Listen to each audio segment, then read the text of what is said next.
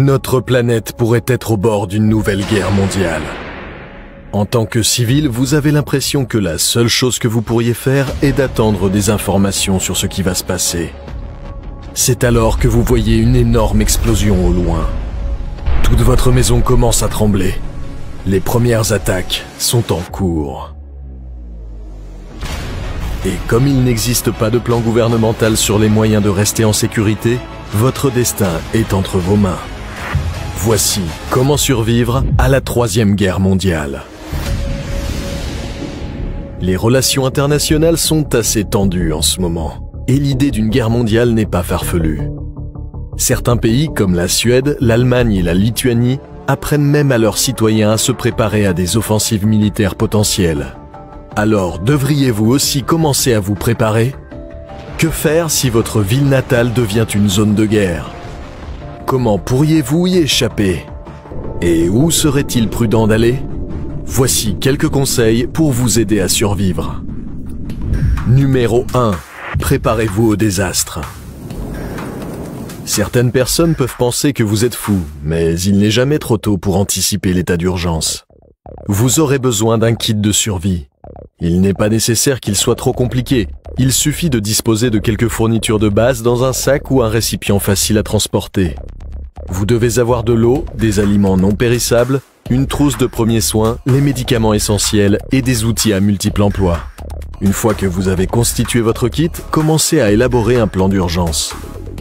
Discutez de vos lieux de réunion d'urgence en cas d'attaque. Décidez des endroits sûrs et familiers où votre famille peut se rendre pour se protéger ou se réunir. Et assurez-vous de mettre en pratique ce plan d'urgence. Il sera très facile d'en oublier tous les détails lors de la panique générale. Et cela nous amène à notre prochain point. Numéro 2. Quand l'attaque se produit, ne paniquez pas.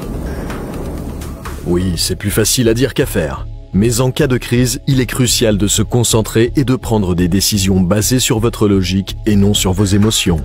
Éloignez-vous de vos fenêtres ou de tout objet de grande taille et dirigez-vous immédiatement vers les étages inférieurs de votre habitation. Si vous vivez dans un immeuble, n'utilisez pas les ascenseurs. Prenez plutôt les escaliers. Et si vous vous trouvez dans un sous-sol pendant l'attaque, vous réduirez vos chances d'être blessé. Enfin, si vous avez la chance de survivre à l'attaque initiale, ne perdez pas de temps et commencez à inspecter votre maison immédiatement. Déterminez si elle peut encore être utilisée comme un abri fiable pour vous et vos proches. Si les dégâts sont trop importants, vous devrez évacuer et commencer à chercher d'autres endroits où loger. Numéro 3. Éloignez-vous des cibles potentielles. Maintenant que votre ville est attaquée, il vaut mieux vous éloigner de tout ce qui pourrait être la prochaine cible d'une attaque. Cela concerne tous les bâtiments importants ou célèbres, comme les monuments, les grands ponts, les tunnels et les bases militaires connues.